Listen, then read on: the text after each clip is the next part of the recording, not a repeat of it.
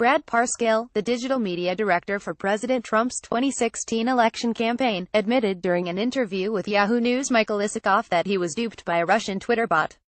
Parscale, who spoke with Isikoff at the Web Summit in Lisbon, Portugal, on Wednesday, was one of several top Trump allies who retweeted messages posted by the Twitter account at 10_GOP during last year's campaign. While the account purported to be run by Tennessee Republicans, it was recently revealed to have been operated by the Kremlin-backed internet research agency.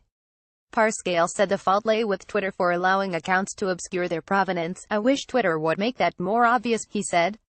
The message Parscale retweeted read, "Thousands of deplorables chanting to the media tell the truth RTFU are also done W." Biased media tweets from the at 10_GOP account were also shared by Counselor to the President Kellyanne Conway, former White House National Security Advisor Michael Flynn, and Donald Trump Jr., among others.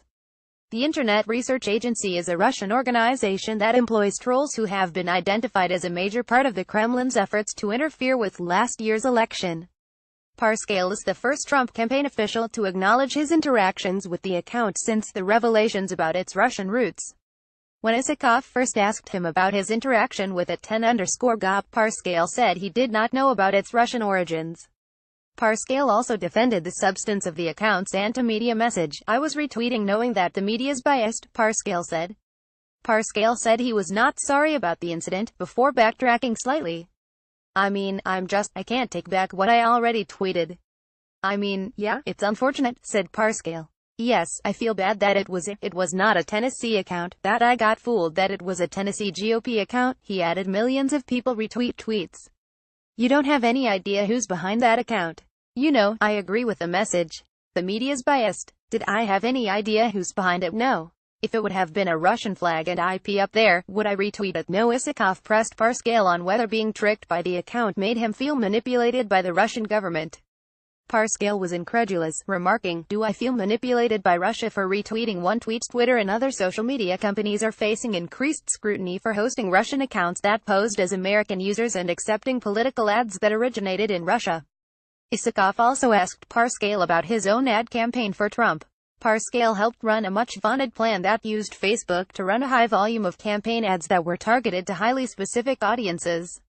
He told Isikoff that on a couple peak days during the election, Trump's campaign had over 150,000 different social media posts running as part of the effort. Some of the most successful ads, according to Parscale, touted Trump's promise to improve American infrastructure. He said the Trump team's social media analysis indicated this issue would resonate with voters. "There were certain portions of the country where infrastructure was a place that was a not seem little element," said Parscale. "When you start getting into data, and you do that much research and polling, and you start to build up universes and seeing what's out there in the electorate happening, data lets you point that direction and it lets you find things within Mr. Trump's agenda." But Isikoff pointed out that, exactly a year after the election, there's been no infrastructure plan introduced by President Trump in Congress and no action on that whatsoever. "So you told voters, vote for Donald Trump and he's going to repair your roads and bridges. And here we are, and he's done none of that. Did you con the voters that you were targeting?" Isikoff asked. "No. He's got 3 years left to still fix infrastructure," Parscale replied. "I think he has a lot of time still. He's trying to get working on tax reform right now." Full interview. Trump's tax reform push comes after his efforts at healthcare reform failed.